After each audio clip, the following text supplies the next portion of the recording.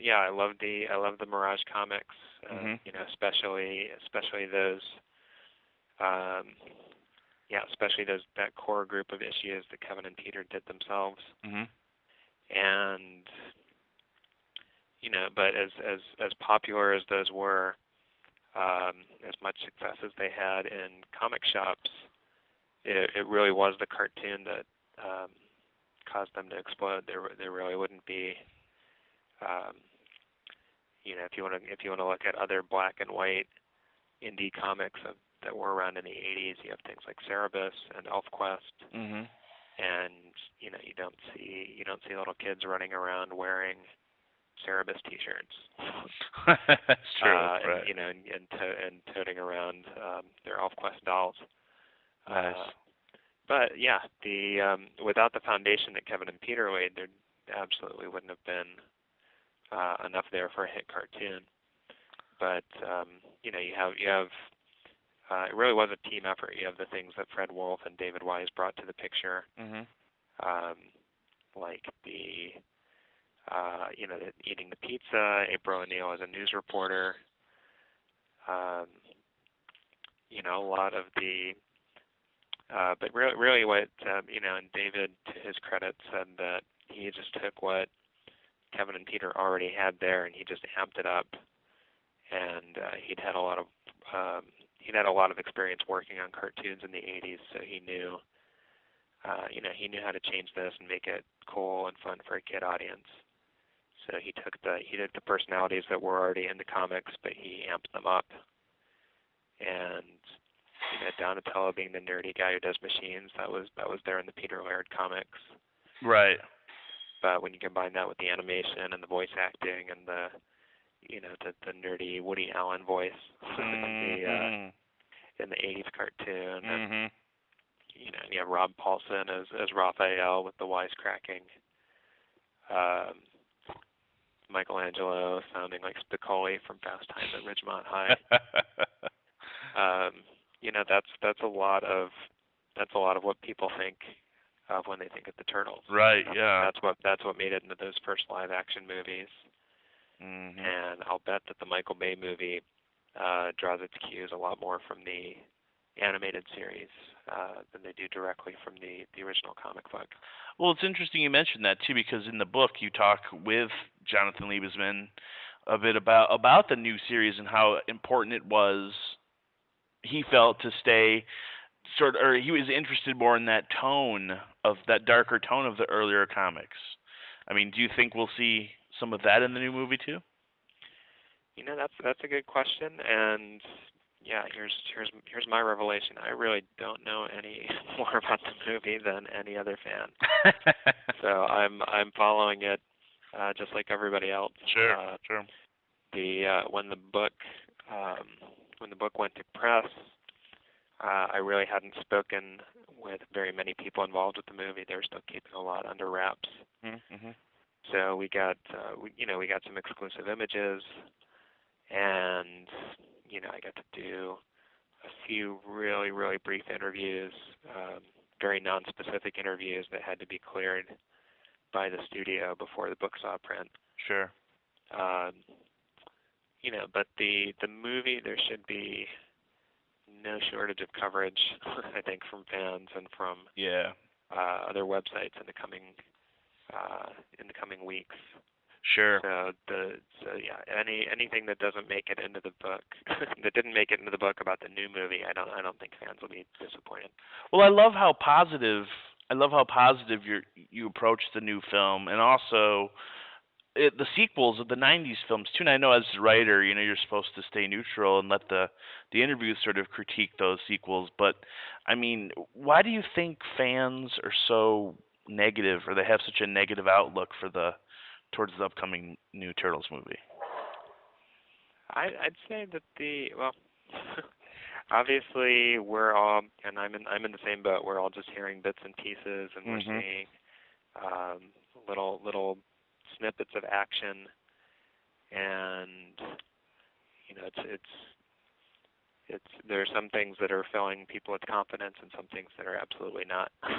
Sure. And everybody's got their own favorite version of the Turtles. Everybody's got their own vision of what they should be. Michael Bay is going to have a different approach than than Fred Wolf did, and they have a different approach than Saban did with the Next Mutation. Right. 4 Kids and the current Nickelodeon series obviously had different approaches. And I think, any negative backlash is just because people are such dedicated fans. They do care about the source material so much, and they want to see a great Ninja Turtle movie. Yeah, yeah. I love how in the book you have all the loose pages. You have the Mirage Studio memos, or the pages from the movie screenplay. I mean, how difficult was it to sort of pick and choose which pullouts you wanted to include from the Turtles universe? And in retrospect, was there anything now that you wished you would have included like that?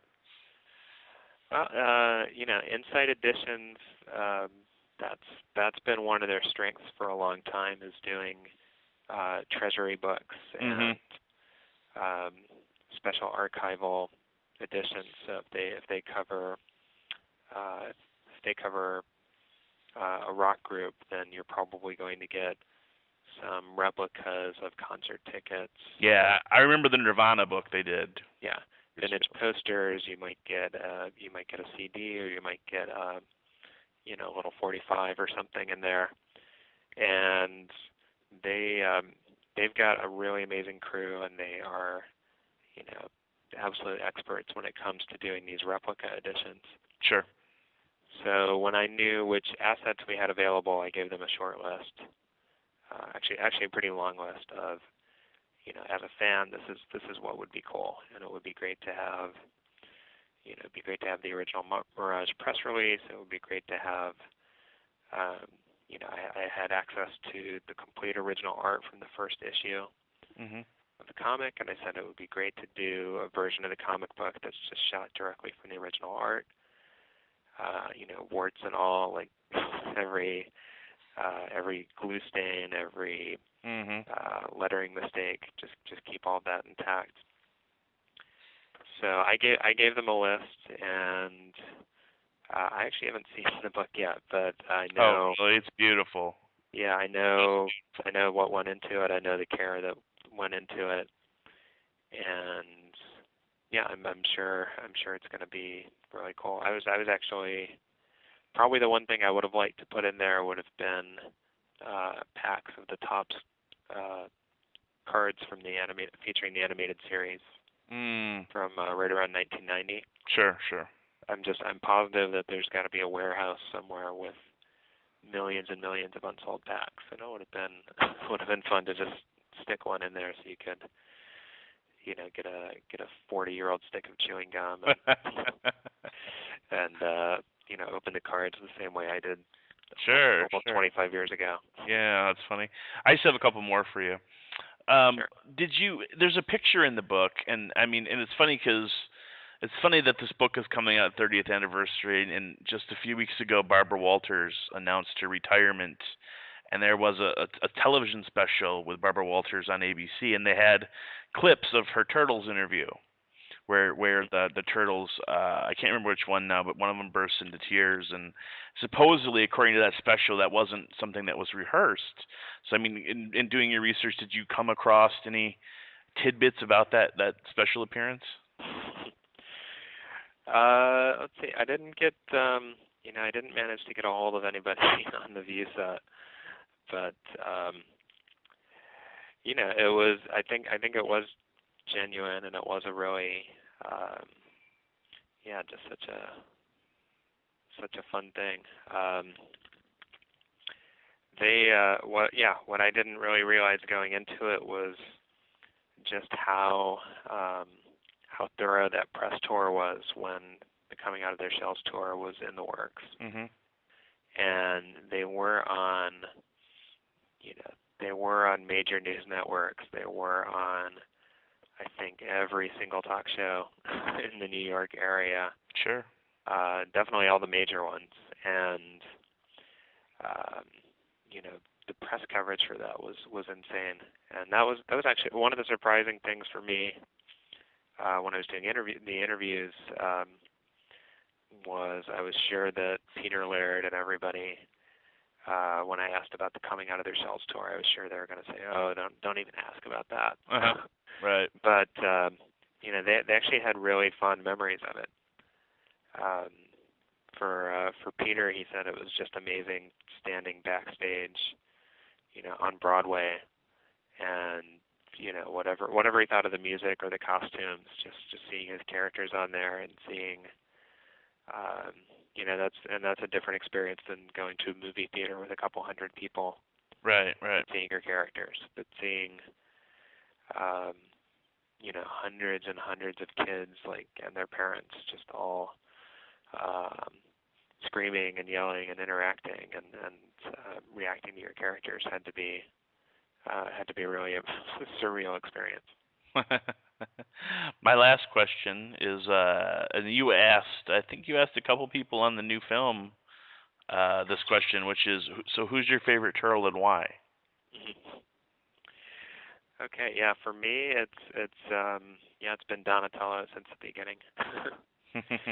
So my intro to the characters was the first episode of the 1987 miniseries, and